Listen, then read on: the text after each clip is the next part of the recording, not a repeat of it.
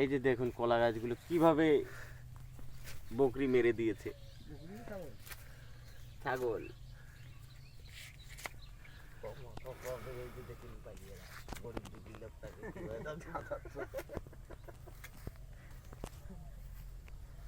আপনারা আজ চলে এসেছি আমরা এক খামারির কাছে, মৎস্য খামারি। সে গাছকে বেশি ভালোবাসে। আজ এই গোধূলি লগ্নে আপনারা সেই খামারির সাথে আমরা কথা বলার জন্য এসেছি। আপনারা তার সাথে কথা বলতে পারবেন। তার আগে দেখাই আপনাদের এই খামারটাতে খালি মাছ না, এটা বিশাল একটা দিঘি, দিঘির পাড়ে কলা গাছ। হ্যাঁ, খুব কষ্ট করে এই ছেলেটা দীর্ঘদিন পরিশ্রম করে বাগানটা সাজাইছে।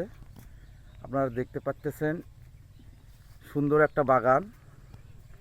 হ্যাঁ, কলা গাছ ভরপুর, মাছে ভরপুর, সব কিছুই চলছিল মোটামুটি। কিন্তু কিছু দুষ্কৃতিকারী ছাগল লাগিয়ে আমাদের গাছগুলো দেখেন কি একটা ভয়ঙ্কর লেভেলের ক্ষতি করে ফেলেছে।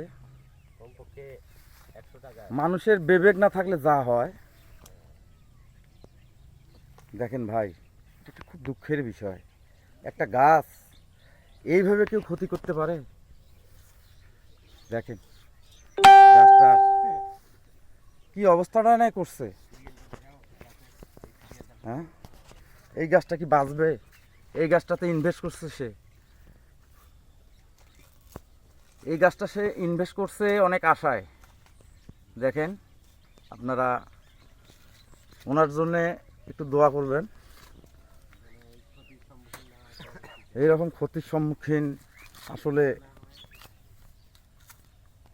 মানুষ পড়ে, এটা আসলে খুব দুঃখের বিষয়। তো যাই হোক, আপনারা তার জন্য একটু দোয়া করবেন। সে যিনি কলা গাছগুলোর যত্ন নিয়ে একটু ভালো করতে পারে, সেই আশায় আবার নতুন করে কলা গাছগুলোর যত্ন নিচ্ছে, নতুন করে স্বপ্ন দেখা শুরু করছে।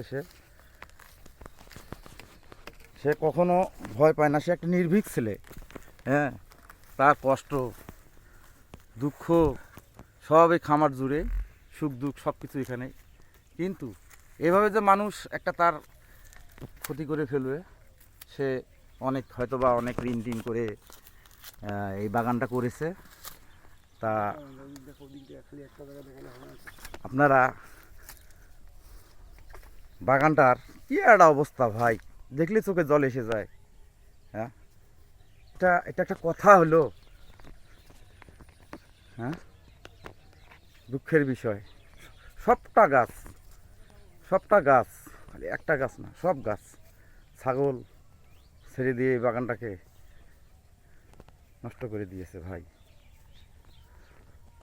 দেখেন, আর কি দেখাবো আপনার, পুরো বাগানটা এইভাবে শেষ করে ফেলছে। কত সুন্দর একটা বাগান, কত সুন্দর একটা মাছের খামার।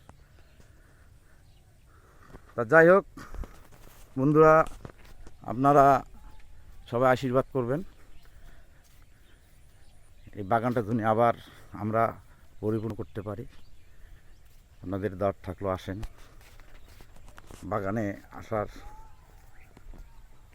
আমন্ত্রণ জানাচ্ছি আপনাদের সবাইকে। ধন্যবাদ।